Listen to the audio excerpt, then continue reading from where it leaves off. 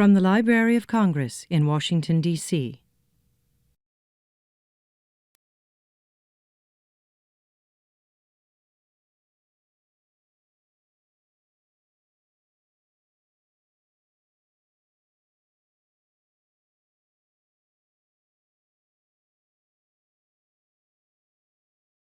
Good afternoon and welcome to our Topics in Preservation series. I'm Fenella France, Chief of the Preservation Research and Testing Division, and we're delighted to have you here today. The presentation today is a digital restoration initiative, Reading the Invisible Library, and our speaker is Dr. Brent Seales. Brent is a professor and chairman of the Department of Computer Science and the director of the Center for Visualization and Virtual Environments at the University of Kentucky. His research centers on computer vision and visualization applied to challenges in the restoration of antiquities, surgical technology, and data visualization. In 2012-13, he was a Google visiting scientist in Paris, where he continued work on the virtual unwrapping of the Herculaneum scrolls. In 2015, Brent and his team identified the oldest known Hebrew copy of the Book of Leviticus, which was carbon dated to the 3rd century CE. And this has been a very significant discovery in bibliological archaeology. It's particularly interesting because one of the things we find in conservation and preservation is integrating new technologies is a very important part of what we can do, particularly as we try and do those non-invasively. So I'd like to hand over now to Dr. Seales to give his presentation. Please join me in welcoming him.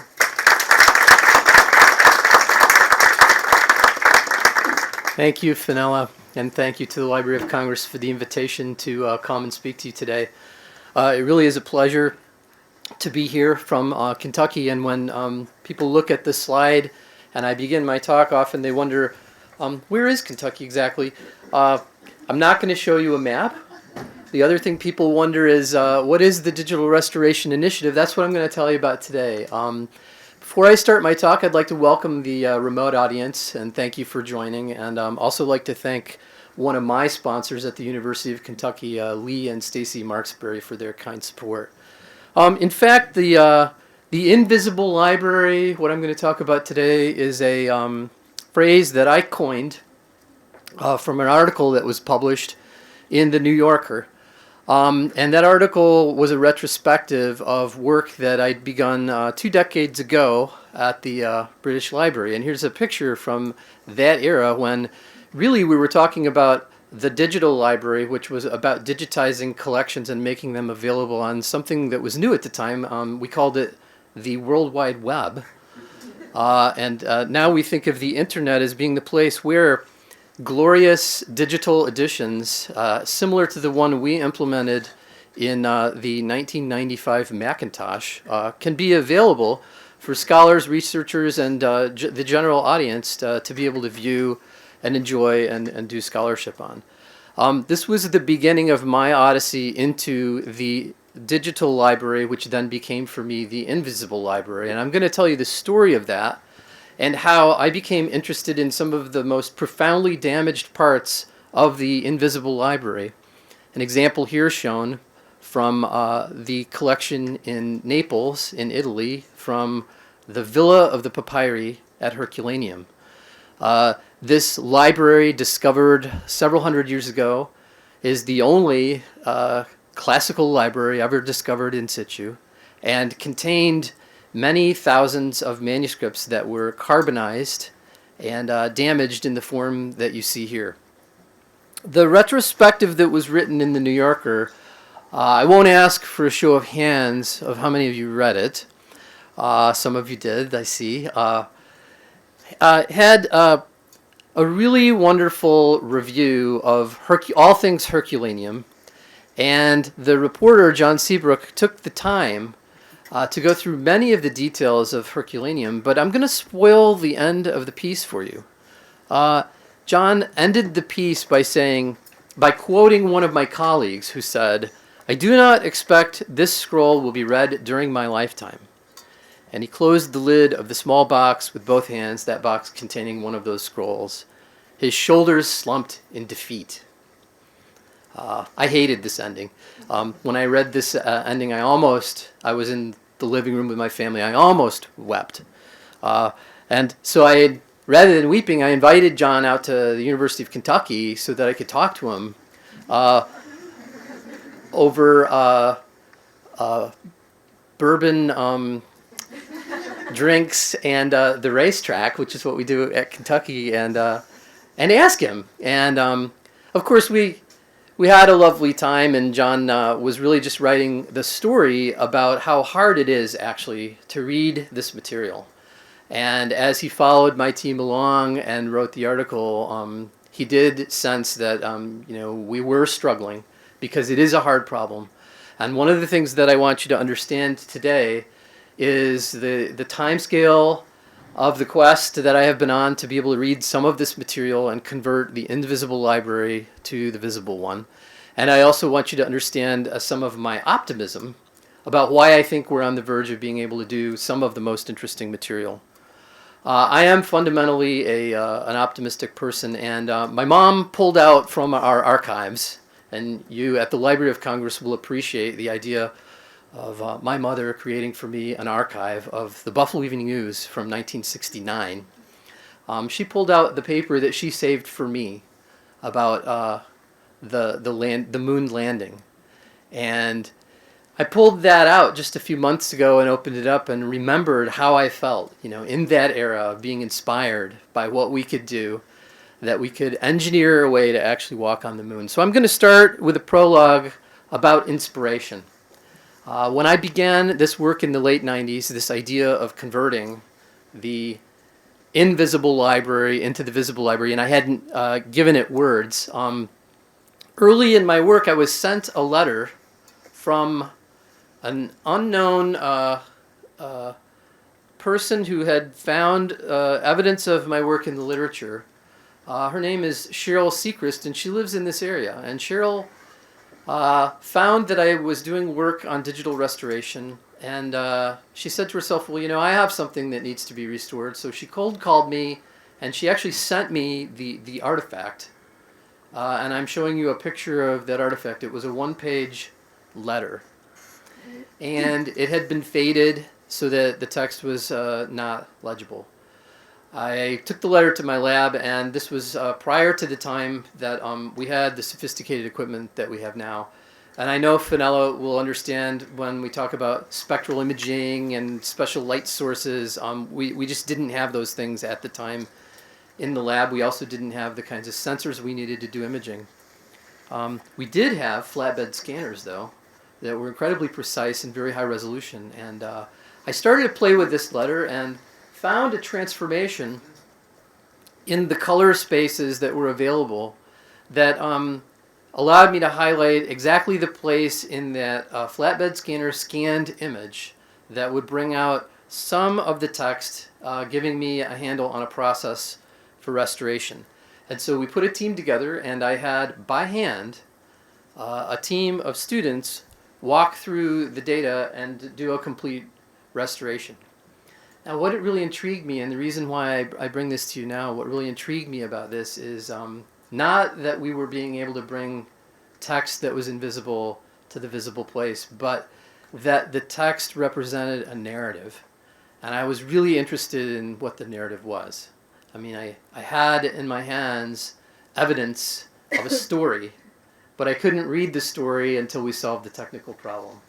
Dearest Cheryl Ann, hello, my little darling. How are you this evening? Fine, I hope. It turned out that this letter was from a father who was in the World War II Pacific Theater on a landing ship tank. It was from him to his daughter, and his daughter Cheryl was the one who ended up sending me the letter to see if I could do a restoration.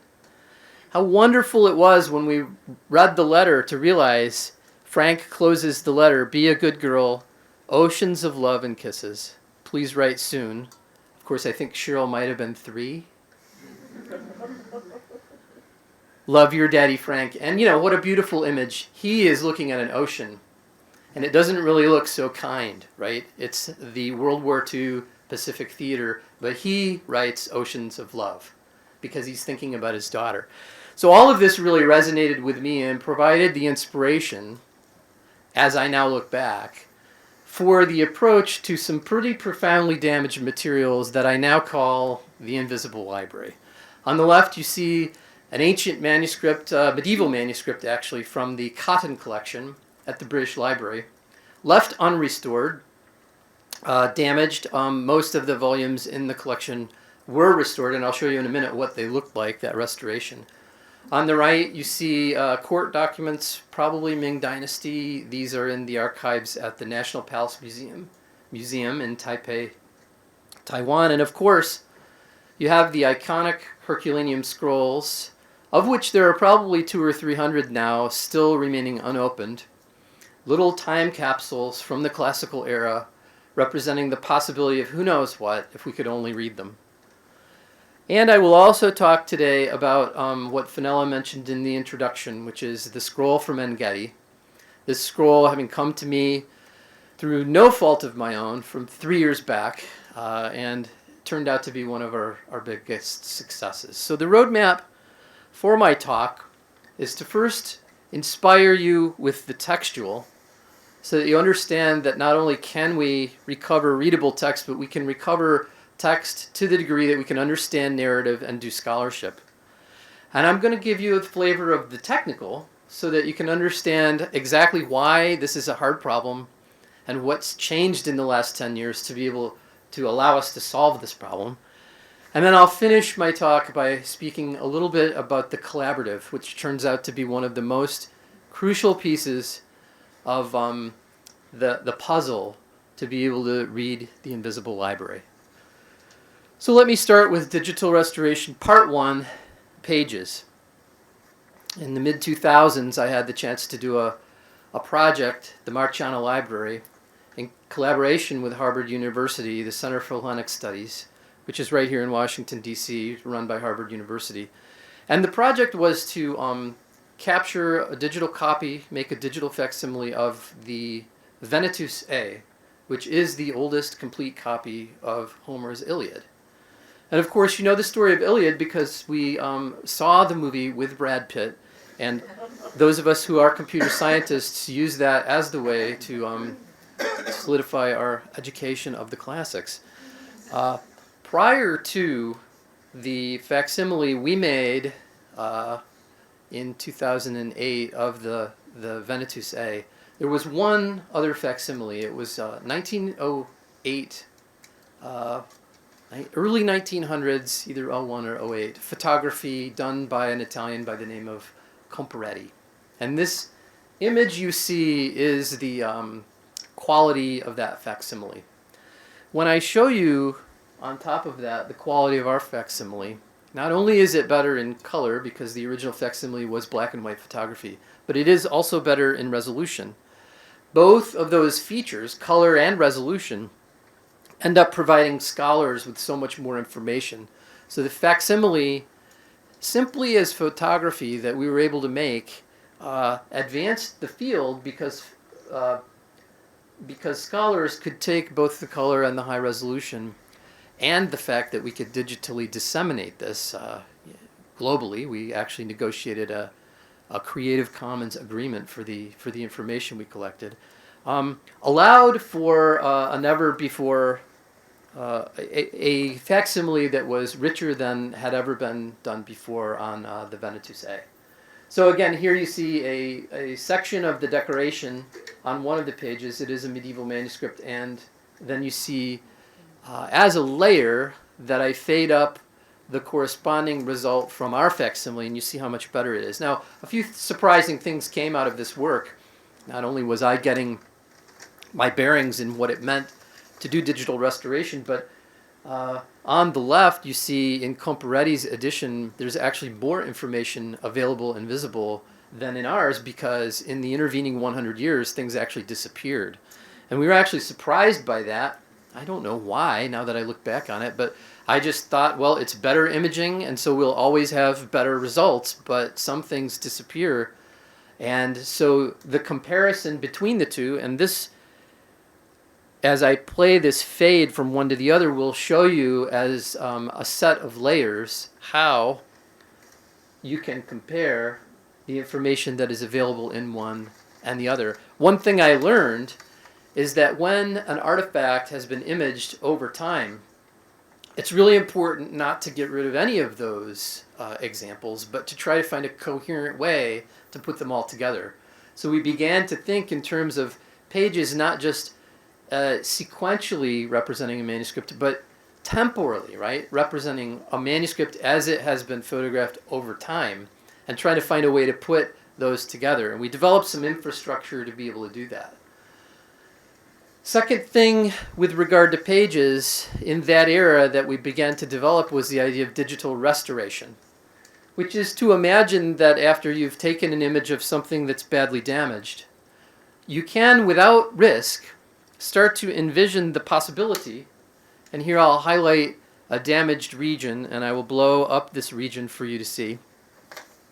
You can imagine the possibility of a digital restoration, maybe by an artist or by a scholar who really understood from the data what really was there. And there's no risk at all to the object to be able to view this as a layer, as a page. And it can be very interesting for scholars to be able to play around this way. And it can also be very entertaining to imagine what should have been there, what maybe was there. But one thing that it's not is risky, because it's all digital, and the original artifact is set aside so that it's protected.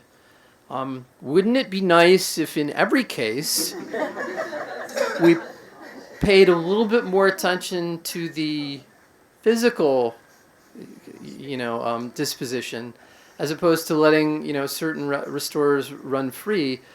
Sometimes it's a lot safer to do the digital restoration. So let me just summarize this by saying, with pure manuscript pages, I began to develop this idea of comparisons over time, pages that have been taken over time, put together to be compared, and the visualization of that using some technology like the registration of pages so that they align. And I want to point to, before I move on, one of the key results from this era by my research team and others having to do with registration. So here's an example of a photograph of a fragment from the Dead Sea Scroll collection, and a second photograph taken at a different time with a different camera from an earlier era. And if I go back and forth between these two images, you'll see that the text doesn't line up at all. If you focus on the text, the scale is different. Some text is more visible in this ultraviolet shot, infrared shot, than it is visible in the visible light shot.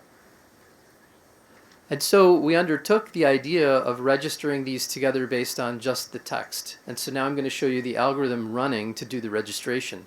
Registration became a core technology for us and others in putting together things that have been taken at different times with different devices over time. So what's happening in this video is, first, we're seeking a rigid transformation that tries to match the text from one image onto the text of the other image. When that fails, we do a non-rigid registration, which deforms non-rigidly the text of one onto the other. And then when I fade back, you'll see that the text matches exactly. And what we discovered in using registration as a core technology is that if you focus on registration around things like the text, which is the key thing, then you can look at how other things have changed over time, and it becomes a really powerful way to reconcile the diachronic part, the part over time of a collection as it's been photographed. Okay, so this takes me to the second part of reading the invisible library, which is the fact that not everything we photograph is flat. In fact, it's far from flat. It's almost impossible unless you're Comparetti on the Plaza San Marco in 1908, where you've been given the permission to slice the binding from the book, and you've been given the permission to press each one of the pages between glass. You've been given the permission to use the bright sunlight on the plaza so that the lens can capture the best possible image. So in that case, things are pretty flat. But in the case for the rest of us in the modern era, at the Library of Congress, for example, it's not going to really be possible to take a manuscript like this And this is one of the restored manuscripts from the Cotton collection. And what you see here is the original parchment, the vellum, having been inserted into paper frames. Paper and the vellum deform at different rates over time, and they cause this cockling to occur. It happens naturally. And that cockling means that when you photograph that page, assuming that it's flat, it creates deformations in the letter forms, right? And even in those squares that were drawn around the boxes, right? Those are no longer boxes.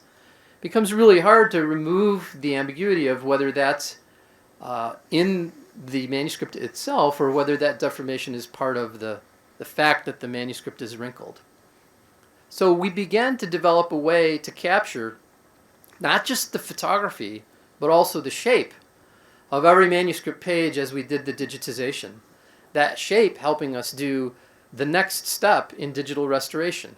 So here you're seeing our early version of a system that allowed us to capture the shape of every page, reconcile the shape with the actual image, and then following the capture of that, do what I call digital flattening. And the digital flattening allows us to take the page as it sat and then run a simulation to render what it would look like had we been able to iron it out. It's sort of digital ironing. Pioneered this in the mid to late 2000s as a way to try to recover the shape problem as opposed to just the photography. So with layers and pages, we worked on ways to amplify the image. Then we started working on ways to recover and restore the shape. And of course, you see this is all done without risk to the real object, premised on the idea of being able to capture more information at digitization time. So flattening allowed us to get at pages that were more than just photography, but included the shape, 3D representation, and then the visualization of that, either as 3D or as 3D then flattened so that you could see the layers and make the comparison. Here, let me show you an example in practice from the Cotton collection and then ultimately applied to the Chad Gospels, which you can find online. If you'd like to talk to me afterwards, I can send you the link where you can find the entire archive in the Creative Commons for non-commercial use at the Internet Archive and at our website as well. Take a look at the photography on the left. You see that because the page is not flat, that line at the bottom is not a line. And then once it's been flat, that becomes a line, even without that being a constraint. And then if I show you an off-axis view and toggle between that off-axis view and the 3D view, you can see the result of the flattening where the lines no longer crawl up over the hill because we've removed the cockling. And we've done it digitally as a restoration. So what you're seeing here in my work are examples of moving toward two things. A complete framework for digital restoration and the idea that when you collect data, you do more than make a facsimile. What you're really interested in is doing data collection. A facsimile is a byproduct of that. And what you collect, say you collect spectral imaging, you can make an RGB image from that. But it's really the spectral block, the data that you're interested in. And we noticed this trend, others did as well, and we started talking about beyond digitization, right? Working instead toward the complete capture of all of the characteristics of a proxy of an object. All right, so this brings me to the place where now we can talk about complete unwrapping and how you might approach something in the invisible library that looks like this. Okay, I wasn't introduced to the Herculaneum collection as a child, nor did I study it at university. History for me as a computer scientist went back to the 1950s. Prior to that, I know that a volcano did explode in the Bay of Naples, and I have since, of course, learned of the history, so I am now not ignorant of it, but you know, prior to my mid-2000s work, I really didn't understand the significance of the collection from Herculaneum. How significant these manuscripts are that they were discovered at all, that they remained after a volcanic explosion continues to be a miracle. But also the fact that all prior attempts at physical unwrapping generate this kind of damage. This kind of damage was finally halted in the mid-'80s and early '90s. And that halting created an opportunity for me just as I came on the scene. And the opportunity was, might there be a way to do the unwrapping, but do it completely digitally as a restoration, rather than assume that there's going to be a physical restoration process that will allow this to happen. So what I would like to show you now is the first example of me ever having tried that on an example that I concocted. Okay, so having latched onto this idea after the progression of taking photographs and then rubbing out wrinkles, and thinking through, well, how could you do complete unwrapping? I became familiar with imaging technology that was being used in medicine called tomography, which allowed you to get a non-invasive representation of an object without opening it. Three-dimensional, all the way through, completely non-invasive, and the machines that were available at the time were medical. So I made a proxy and I put it in the machine in the basement of the medical center at the University of Kentucky. I guess this is when everyone else was worried about Y2K, and apparently I was not. I was thinking about this. I want to show you the data in its entirety. And in playing the data, I want you to understand that you're seeing the axial view. So this is a piece of canvas, it's rolled up, and you're seeing that canvas played as a movie, edge on, with slice nearer you as the first frame of that movie, and then slices as you go down the roll as the movie plays. So you can think about looking at the end of a jelly roll as a deli slicer takes a piece off, and that's kind of what this data looks like. Let me point out that there are flashes on the canvas surface. That's where the ink is. So now that you've seen all the data, you should be able to tell me exactly what it says, right? Well, I couldn't for sure, although we constructed the object. But once we used our software to convert the data from the way it came from the scanner into a complete three-dimensional model that we could then unfurl, just a follow-on example of rubbing out wrinkles digitally. This simulation allowed us to be able to take that data in its original form and then put it into a form that was readable. And we dubbed this process virtual unwrapping because what we were doing is unwrapping something that was totally in 3D so that it could be viewed again as a two-dimensional image. So now if I ask you, what do you see in this image? You probably will say to me, a bunch of wavy lines, and I have no idea why you put that on this original artifact. And yeah, I don't really know why I wrote these symbols either. We got paint from a paint store and made this proxy so that we could understand how the different paints would show up in the imagery and if we could do complete unwrapping. So first example, we were able to do complete virtual unwrapping from data that came from a medical grade tomography machine. So I began working toward Herculaneum by building a set of successively more challenging examples and more interesting text on those examples. So here's some quotes from the Iliad. Two fates bear me on to the day of death. If I hold out here and I lay siege to Troy, my journey home is gone, but my glory never dies. If I voyage back to the fatherland I love, my pride, my glory dies. True, but the life that's left me will be long. So which do you want? Well, I want them both. And we spent a lot of time in Jessamine County, Kentucky, trying to add to the mix of our examples carbonization. Because I was worried that carbonization fundamentally would change things in our ability to image and then do unwrapping.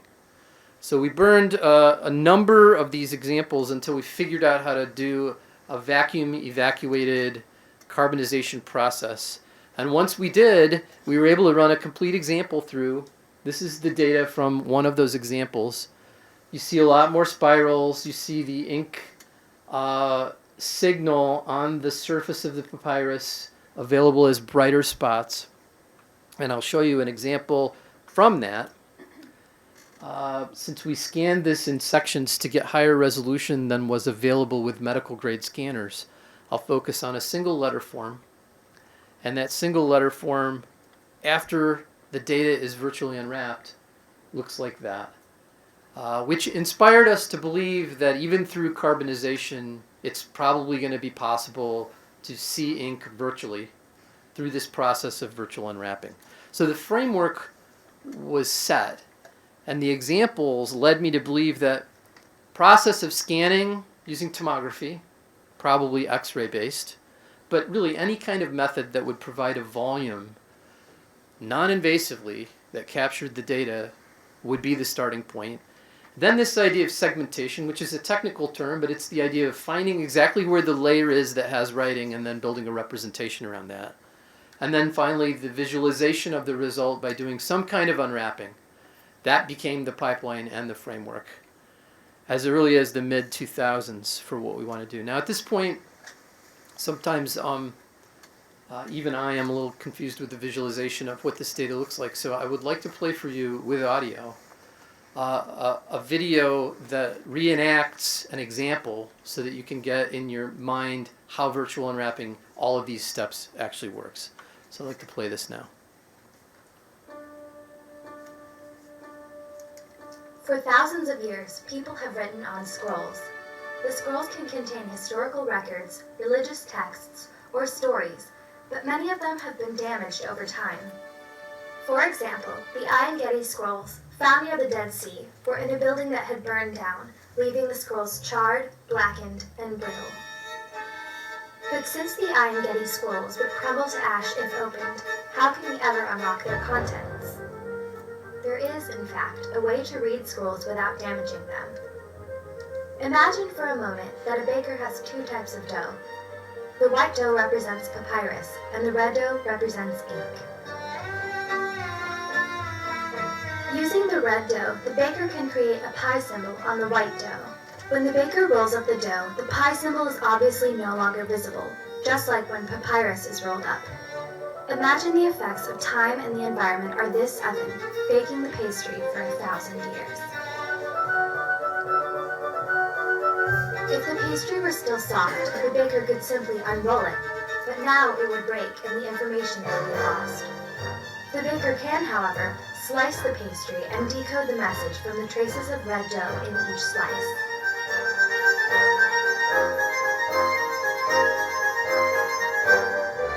Using sophisticated technology, it is now possible for the scrolls to be digitally unrolled without ever damaging the scroll. It's important for damaged scrolls containing unique, ancient information to be both physically and digitally preserved. There are many ancient scrolls which are too damaged to read, but likely contain historically enlightening information.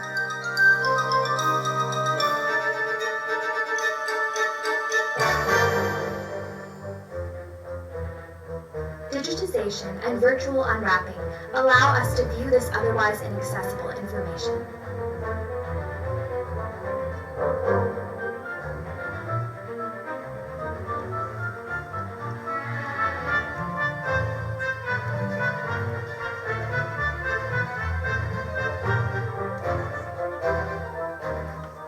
I'd like to especially acknowledge my son Jesse, who did the stop motion animation as a project in high school for that, and that very last sequence actually took 5 hours. So does that help? Does that help give an intuition? Yeah. So the X-ray basically gives you that without having to do the actual slicing, and then the rest is all software. So you can imagine how excited I was to go to the Institut de France, make the approach to Monsieur Leclan, who was at the time the Secrétaire Perpétuel of the Academy of Inscriptions et Belles-Lettres, which is the academy that is interested in the classics. And seated, he granted me the permission, with my collaborator Daniel Delattre on the right and the librarian Madame Pastereau on the right, Daniel on the left, Madame Pastereau on the right, to go ahead and scan 2 intact Herculaneum scrolls that happen to be in the collection at the Institut de France. They have 6 papyri from the Herculaneum site. They were acquired by Napoleon. I believe in fact, I'm sure they were a gift to Napoleon. and they ended up at the Institut de France. 4 of them were unwrapped, and so they are in fragmentary state, but 2 were intact.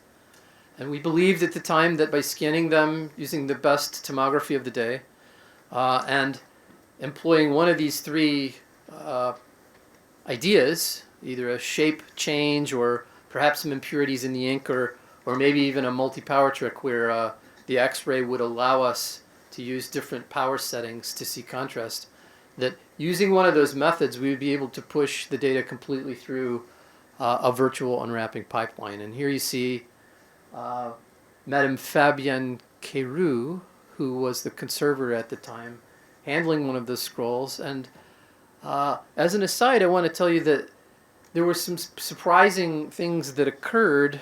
Well, they were surprising to me at the time because I am naive. I continue to be naive. And I thought that the hardest part would be scanning the scroll and then processing the data. But in fact, the hardest part was protecting the scroll so that we could scan it at all. And we did that in the end by creating a custom fit case that the scroll could be put into, because it needed to be turned on its end to be able to do a gentle pirouette in the machine we had to do the tomography. So in order to create that case, we scanned the exterior shape of the scroll, made a model, and because we didn't have 3D printing at the time, we used an artist and the model to cast a mold, and that mold from plaster to injected polyurethane cut down and then seated with a base. And I'm not really proud of that plywood base. That was a prototype. Ultimately, and you see one of the scrolls being form-fitted into the shape that we have there. Ultimately, we created these nifty cases that the conservators agreed were a great way to not only transport but also to be able to scan the scrolls. And that process took 6 months, back and forth with our designers to Paris. You can imagine how mortified I was to have to go back to Paris each time and time again. But our goal was to capture the data, and we did that in 2009. This is the first radiograph of Herculaneum scroll taken in at the Institut de France on site. And you'll see the seam in the radiograph going vertically. The dark mass is the scroll itself. You see some of the texture of the polyurethane as it was cast, and then you also see the sophisticated closure mechanism on the top of the container, which is the rubber band holding the case together. And here is what the reconstructed slice looked like.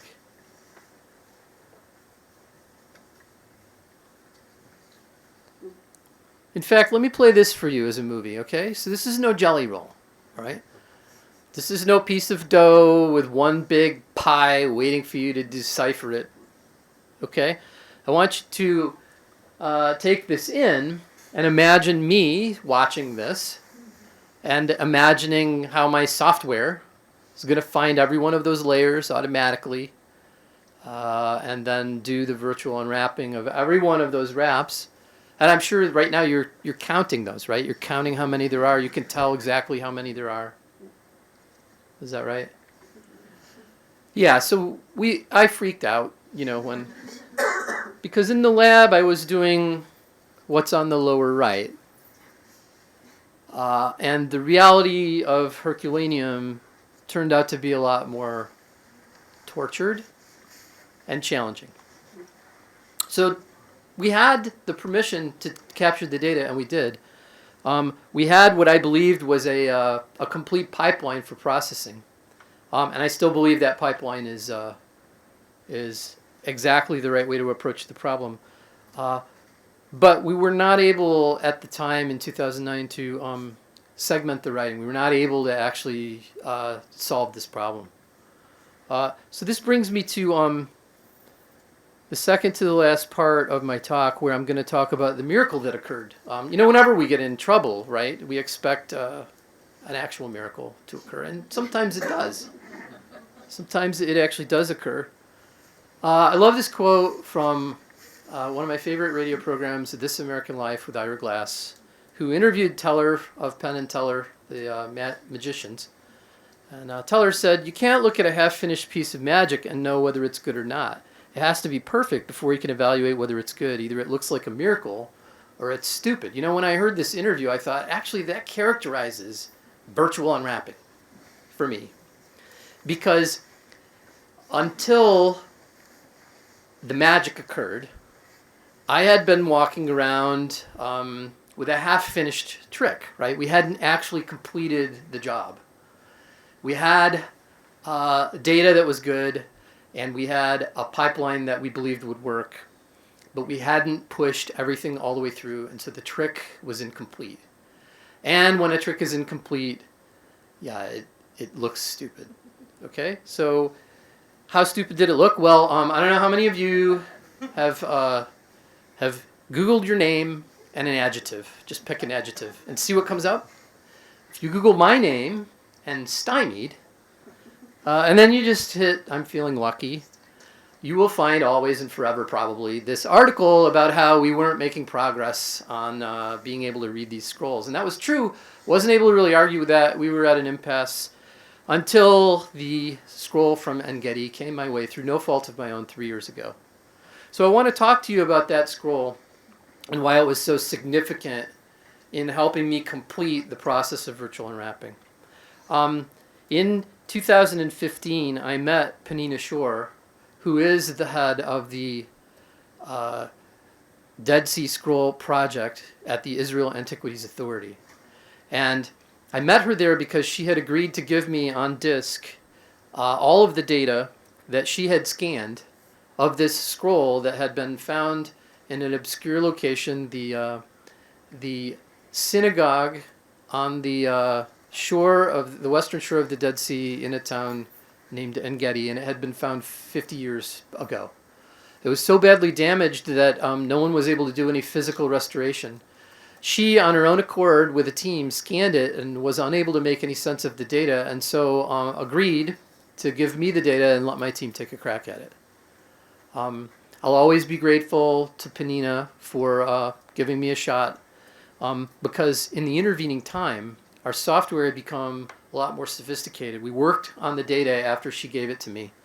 And when she called for an update, I really thought nothing of going ahead and sending her what our current progress was, because as you see being played in this movie, our software had matured to the place where we were dealing with real data, and we were working daily on algorithms that would help us improve our ability to take really sophisticated data similar to Herculaneum data and convert it into completely unwrapped results. So I'm going to go ahead and forward past the rest of this video and show you the first image that we obtained from the En-Gedi data. And you can see in this draft image some problems. Okay, on the lower right you see the smearing from our incorrect algorithm at virtual unwrapping, where we were creating some smearing and some stretching. But you can also see very clearly that there is obvious writing, and we were able to see that writing, and it turns out that Penina was able to read that writing. I sent her the draft, and she said in an email to me afterwards, Brent, you won't believe what groundbreaking discovery you've made. It's still all hush-hush, because we want to have a press conference about it next week. Which, of course, that was when the image I sent her was a draft. And then she went on to say what we've deciphered is the first chapter of the book of Leviticus. After the Dead Sea Scrolls, this is the earliest Bible ever found. We already have it carbon dated to the 6th century, which turns out to be a misreading. It was 3rd century CE. And if that's not enough, it's the first time a Bible, Hebrew Bible, has been found within an excavated synagogue. So it turns out that it was a big discovery. All they needed was the kernel of what we had done up until that point to be able to read it, because it was a known text. And we did have the press conference the next week. It's probably the first time Skype ran for an hour without actually crashing. But you see me in the background being projected from my office at the University of Kentucky with my team behind me like little angels whispering the right answers into my ears.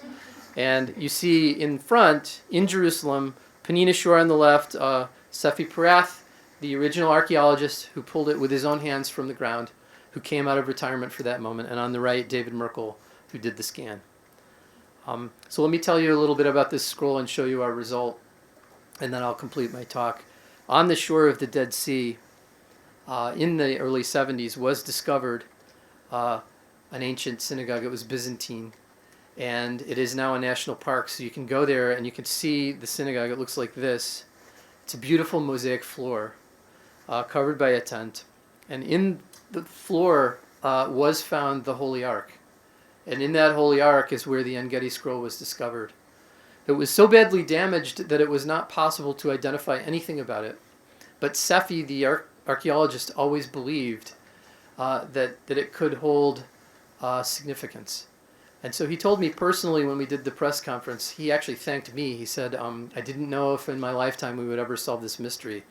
But let me show you now the second video that actually has audio, which will explain to you the complete unwrapping process on the En-Gedi scroll. Virtual unwrapping begins by acquiring a three-dimensional volumetric scan of the damaged manuscript. This scan produces a set of cross-sectional images that show the internal structure of the scroll. When viewed as a 3D object, one can clearly see the individual layers of the scroll, but any text on the surface of those layers is obscured from view. In order for a readable version of the scroll to be produced, these images must be passed through our virtual unwrapping pipeline. First, we capture the 3D shape of the layers of the scroll in a process called segmentation. On the left side of the screen, the software moves through the scroll, image by image, tracing the shape of a single scroll wrap. On the right, we see the 3D model that this produces.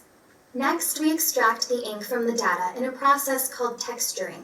Using the 3D shape generated by segmentation, our software makes another pass through the scroll, this time looking for very bright pixels. Bright pixels indicate regions of dense material, in this case, inks made with iron or lead.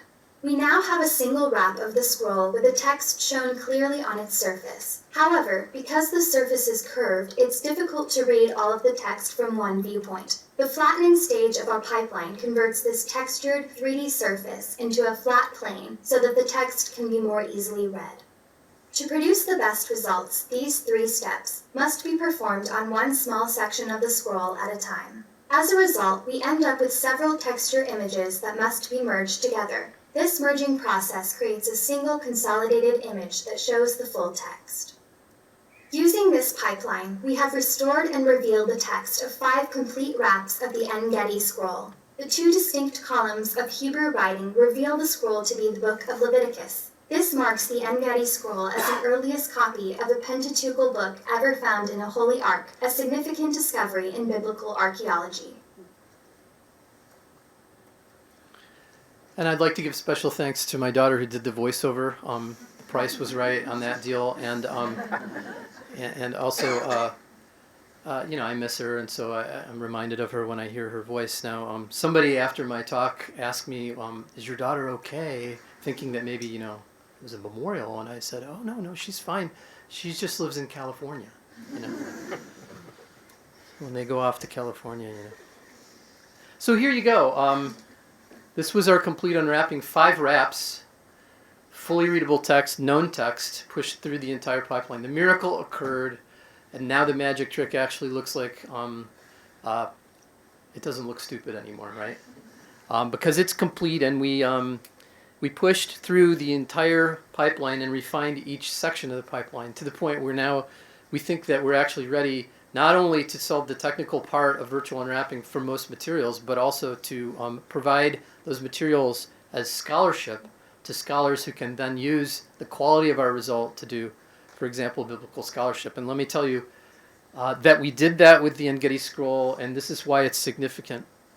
This dating in terms of biblical scholarship occurs between the period of the Dead Sea Scrolls, Second Temple period, scroll from En-Gedi at 300 CE, and really the next witness, which was 600 or 700 years later, where the Cairo Geniza gives evidence of the Masoretic text being settled. And so there was some question about how early that Masoretic text goes back into the unsettled First and Second Temple period. The scholars tell me all of this. I am not a biblical scholar. But look at what we were able to do. We wrote a biblical scholarship paper together, Michael Siegel and Emmanuel Tove, giants in the field of this area, with me as a co-author. And the reason why they allowed me to be a co-author is because the image they used does not exist. The image that they used is the result of a piece of software that we wrote, right? It's completely generated virtually. It's not a photograph, right? It's not the result of physically unwrapping anything. And so we were able to take that image at a quality high enough that a paleographer and a biblical scholar could print it out and create basically what they would do with the photograph of an open fragment, and then, because they can see all of the letter forms, do paleography, a complete transcription, and biblical scholarship.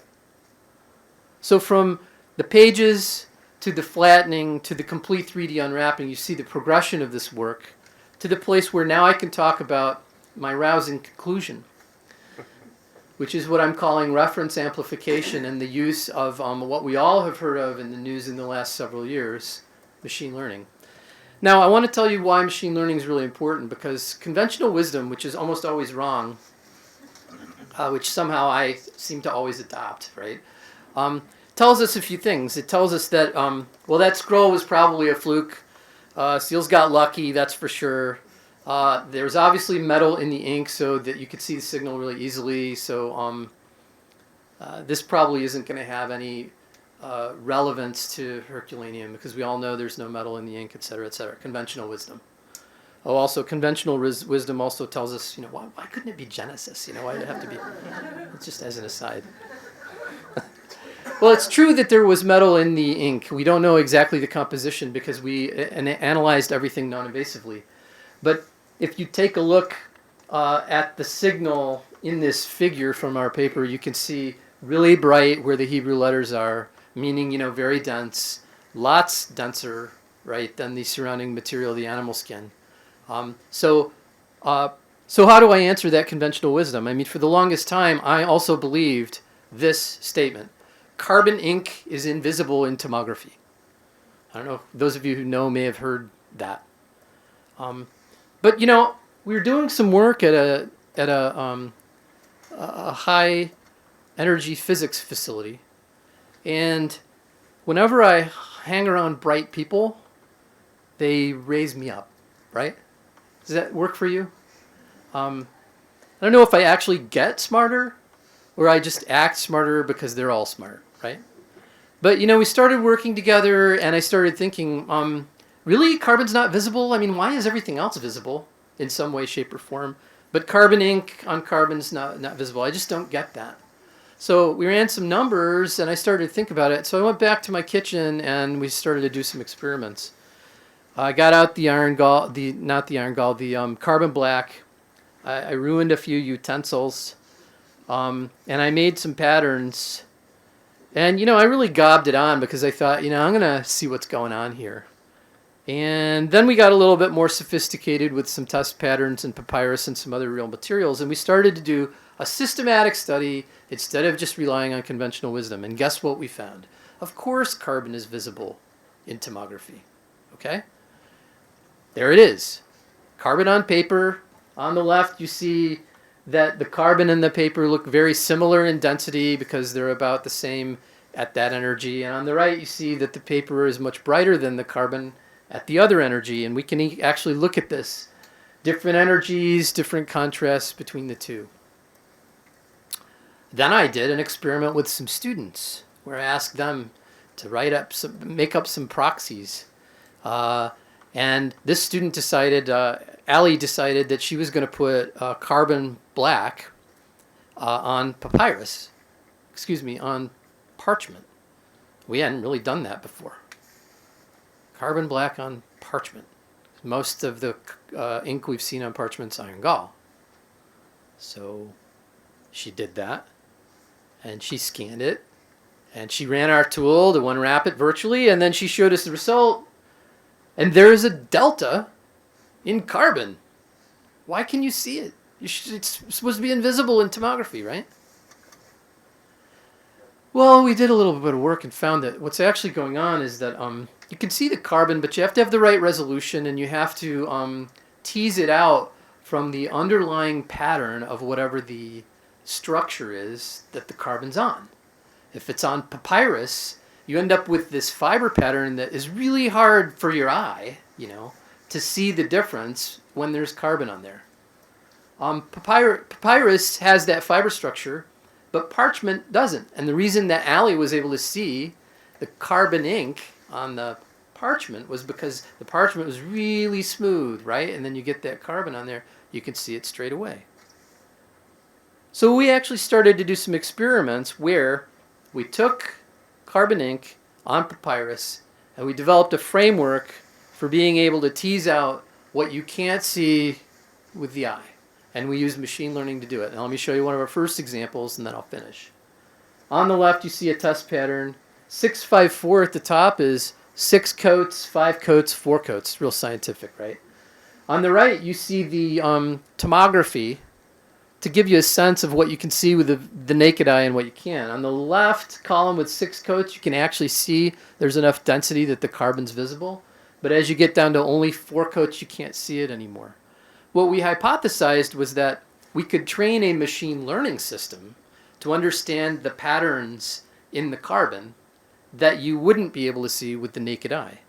And here is the result from that first experiment, showing that the machine learning system is able to amplify the ink in that 4th column, even though you can't pick it out with your eye. And here's the triptych that shows you on the left the original pattern for column 4, the training sample, and then the amplification on the right. So I call this reference-amplified computed tomography. And the idea is that you use a set of examples of what the ink looks like in tomography to train up a huge scale machine learning system, and that it can detect subtleties in the tomography that you cannot see with your human eye. Reference-amplified computed tomography is actually now, for me, a wholesale change in the way I believe tomography should be treated. In fact, tomography is not for you. It's not for me. It's first for the machine learning system, which amplifies what you want, and then the result is for you and for me. Here's an example on a real fragment. The photograph on the left shows you a lunate sigma from Herculaneum. It's real carbon ink from Herculaneum.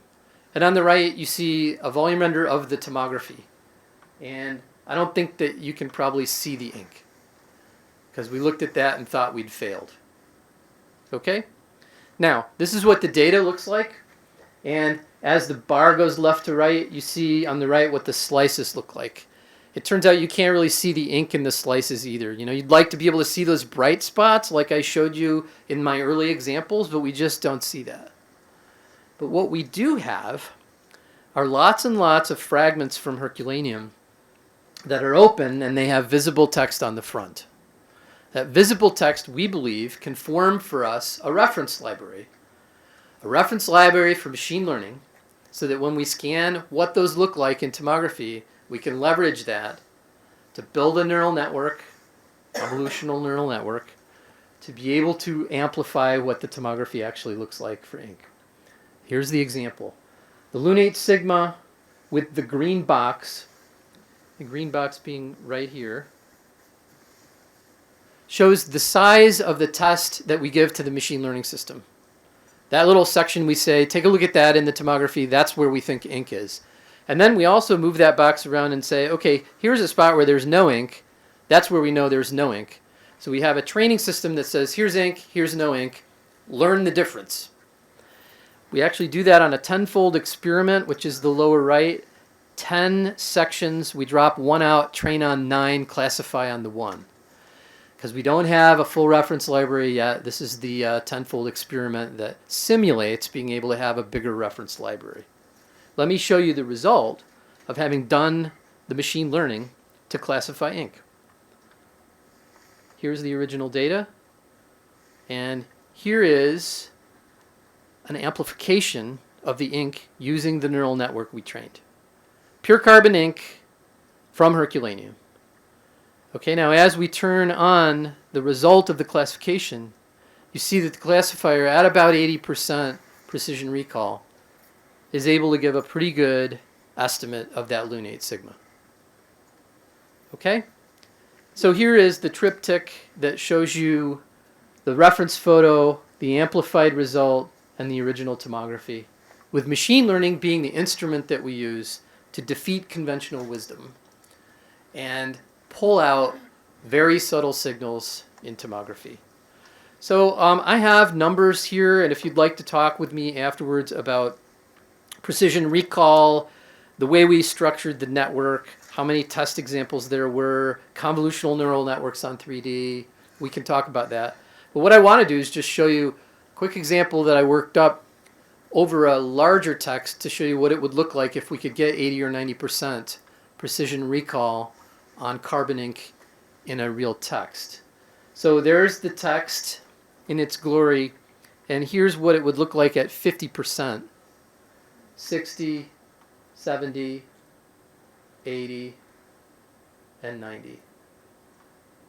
Now, if we push that back into a volume, and I've blown this up a little bit so that you can see that the fibers really do confuse the ability to read, 50, 60, 70, 80, and 90%, and then the reference image. We believe if we can take open fragments and get a neural network to do detection at between 80 and 90% precision recall, we'll be able to read any kind of ink. Are there plenty of things that fall into this category? Well, yes. Let me say that the Invisible Library is extensive. It includes all kinds of surprising things that you may never have heard of, even if you're not a computer scientist. For example, there's a manuscript from Jack London in the Huntington Library in California that was badly burned in the earthquake, 1906 in San Francisco. And now it's carbonized, but it was probably written in an ink, in a variety of inks that would respond really well. For example, the Franklin Papers, manuscript that was discovered on a cadaver from the Franklin expedition, search for the Northwest Passage, all sailors lost. Cartonnage. Lord knows there's cartonnage everywhere, right? And inside that cartonnage there may be original manuscripts. And of course, the enigmatic Herculaneum scrolls, which I hope someday we will read. So now to my epilogue, and to conclude my talk, I'd like to say that collaboration is the key and the glue to making all of this work. I've talked about the textual and I've talked about the technical, so now let me just say a word about collaboration. Our most recent project at the Morgan Library was to take tomography and apply it to this manuscript, the Morgan M910, which is an early Egyptian Coptic Acts of the Apostles. It's unable to be opened or restored because the damage inside is profound. And let me say that in approaching this project, you see the manuscript in the center. I'd like to identify the people involved to make this happen. We have conservators, led by Maria Fredericks. We have a manuscript scholar, Paul Dilley, at the University of Iowa. We have engineers from Microphotonics who graciously donated to my team the scan time that we needed to do the project. We have a research specialist, Christy Chapman, who's in the audience today. We have a computer scientist who is my staff member, Seth Parker. And we have, of course, the media who share with us the ability to tell stories. And let me tell you that telling stories is a big part of what it's about. It was the beginning of my motivation, because the narrative of the story is the thing that we're actually all after in the end, isn't it? So if I put that on a diagram for you and I leave it in French so that we all understand how collaborative we have to be. Yes, I still try to learn French. I would like to conclude my talk by thanking you for listening and asking if you would like to ask me any questions. Thank you very much.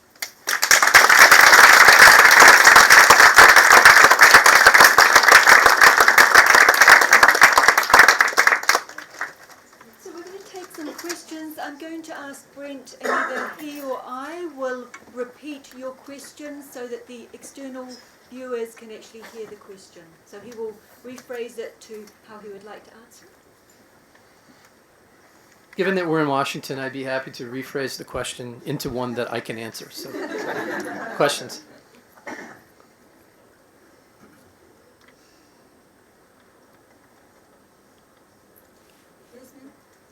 So, just to clarify a point that I'm not sure if I completely understood. The machine learning, the computer is learning to identify ink from non-ink, there it is, or Yep. character from non. So the question is, what exactly is the machine learning doing in this case? And my answer is your instinct, which is yes, the machine learning is helping us classify ink from no ink. Now, other applications of machine learning help you recognize higher level things.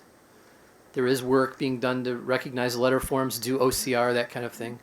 What we're interested in tomography is purely amplifying a very weak signal. And so we're doing machine learning at the level of ink, no ink. Yes? Have you, in the apropos that machine learning exercise, have you just tried filtering the background, given that the paper or the substrate has particular frequencies to, presumably what the machine learning is doing is filtering out certain kinds of features characteristic of the background, but you could directly filter. Yeah, absolutely. And have you tried doing? So let me rephrase the question. The question is, why don't you just use conventional techniques and filter out the background, which would then give you the foreground signal? And what we're doing is using machine learning as the mechanism for doing exactly that. And the reason why we need so sophisticated a tool is because the variation in the fiber structure of the papyrus masks the weak signal of the carbon fairly profoundly. And we haven't found a direct way to be able to capture that signal. But through millions of examples in a supervised learning setting, we have been able to capture that signal. And this is something that other approaches in machine learning have discovered. Ultimately, we may discover a pathway for doing what you're suggesting. Right now, the machine learning framework is our way to be able to capture that. Yes? Is work continuing to further unwrap the many other layers in Ungetty? The question is, so what about Engetty? Is there continued work going on for the other layers of the scroll we worked on or other artifacts from Engetty? The scroll we worked on was completely unwrapped. So 5 wraps, that was all we had, and all of the visible text is there. And that data is publicly available. So anyone else who would love to jump in and refine our results is welcome to do it. They can download all of the data. There is other information. There are other artifacts from Engetty, and to my knowledge, no one yet has approached the rest of the set of artifacts from Engetty, and I'm actually dying to do that. One of the barriers you might ask, if I might pose a question for you, is funding. Because these things are very old and they're going to be fine if we don't do anything, so you need funding to be able to do something. So when funding appears, then this work, I believe, can continue.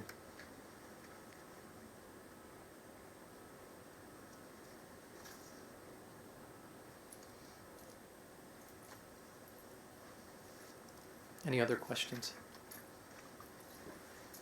I was wondering if you could comment on some of the challenges with the Herculaneum scroll and kind of advances in modern technology that you think are going to help you eventually unwrap that. It seems like resolution may be one of those issues. Yes, so the question is, can I comment on the Herculaneum question and what may have changed or what's necessary in order to advance that? And your intuition is exactly right. Resolution is crucial, and we've discovered that there's a sweet spot in the resolution that we think we need to be able to capture everything. And too high a resolution is not good, and too low a resolution is not good. We are now capable of being able to capture the correct resolution. But another thing about Herculaneum is access. Because despite the fact that I negotiated access more than a decade ago to the collection in France, it's still extremely difficult at the 4 institutions that hold this material to work on this material collaboratively. For obvious reasons, it's incredibly sensitive material, difficult to handle. There's always risk, right? So, and funding is always an issue, and people are committed to other projects. So all those things play a role in advancing the agenda. Yes? Can you, do you have any confidence that the technology can differentiate a carbon-based ink from an ink that contains metal, such as copper, iron, or lead, or others that may be historically possible? So do I have any confidence that we can differentiate among different kinds of inks in, for example, tomography? And my answer is I believe that reference-amplified tomography using a classifier like machine learning will allow us to create libraries for everything that we'd like to see, and then we will be able to classify the difference between those inks, yes. And I believe that there are going to be other tomography-based applications for doing exactly this kind of thing. And we're going to see an explosion of it in the next 5 years. Yes, you had a question. You were talking about collaborations, and I remember reading that there was I don't know if it's similar, but an unwrapping of Herculaneum scrolls project at the Vatican. Were you involved with that too? I remember there was an Italian scientist, and actually I'm not sure it was Herculaneum scrolls, but it was a carbonized scroll that they were trying to unwrap. Yes, so the question is, what about other work, perhaps at the Vatican or an Italian team working on Herculaneum? So my answer is that yes, I'm actually gratified by the fact that after the 2 decades of work I've been building this miracle or magic trick, right? Others are beginning to work in the same area. And there are advances being made by other teams, one at Cardiff and some Italian groups who have access to material.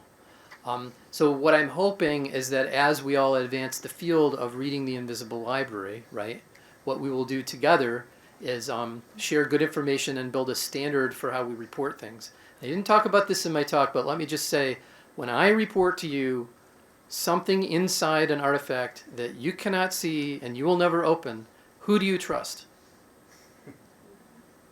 How do you know that the En-Getty text is actually Leviticus? I mean, I scanned it, right? I say that my team developed it from software. It's actually really, really important for the community and peer review to develop a standard for the review of these claims so that we can be open about what is and is not a letter form, what is and is not a text. Okay, very, very important.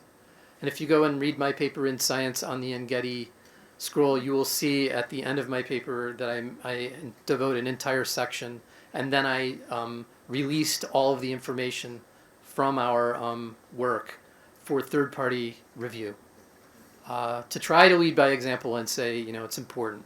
So. We have one off-site question which follows on the one from earlier, which is, how is the technology evolving? Off-site question, how is the technology evolving? Thank you for that question and for staying with us. Yeah, so there are 3 different ways I see evolution happening at the scanning level. We see things that used to be done only in high-energy physics facilities like phase contrast tomography now available in desktop lab units, making them available to hospitals as well as libraries and museums. So the evolution of scanning technology continues. Terahertz imaging is also another nascent technology that's moving forward. Second thing is that we see machine learning as a tool, and even though we might not know how to tease out a classifier in a conventional way, we can use machine learning and millions of examples and still make progress without fully understanding necessarily exactly what's going on. And the third piece of progress is that collaborations with museums and libraries are becoming more open to allowing scientists to explore the corners of their collection because they realize there's value in the invisible library. And so I see those as advances. What is just sort of a ballpark figure of the cost of imaging a codex this way? So the cost, the question is, what's the ballpark figure of imaging a codex? And that depends on how you arrange the logistics of doing that. If you're willing to take your codecs to a facility where they are set up, the cost is the scan time, which can be under $1,000. Now, if you need to transport equipment, set it up on site, hire staff to do the calibration and then the scanning on site, 10 times that. Now, if you want to consider the cost for the post-processing, I'm not sure what I would charge you right now to use my software, but I'm just joking. We're going to develop our software to be in the open source domain so that anyone will be able to use that software, and so we want that to be free so we can inspire the invisible library going to scale. That's what we would like to see happen. So we believe that right now the cost is too high, but it will be driven down by the fact that these scanners will become more available and we will have software that's available to do this work. Last question?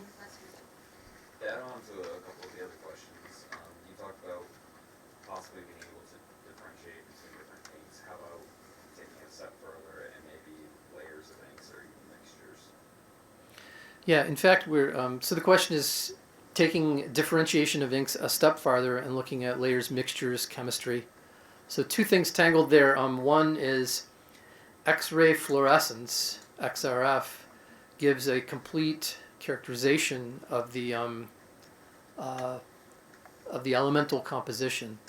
And people and instrumentation is moving toward being able to do more of that in 3D, almost tomographically. Using reference amplification, we believe we can get at a better discrimination of things, but probably not to the degree that you can use something like XRF. But we have characterized ink as sort of thin film analysis. That was actually our inspiration. I come from Lexington, Kentucky. We have a long heritage with Lexmark, a printer division that originally started with IBM. And that printer division does nothing but characterize how ink goes onto paper. And so you can see some of that inspiration as well in our thinking about ink on papyrus as thin films being deposited and understanding it that way. Thank you very much for that question. And thank you very much for your kind attention.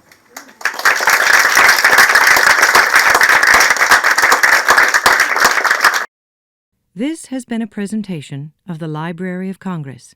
Visit us at loc.gov.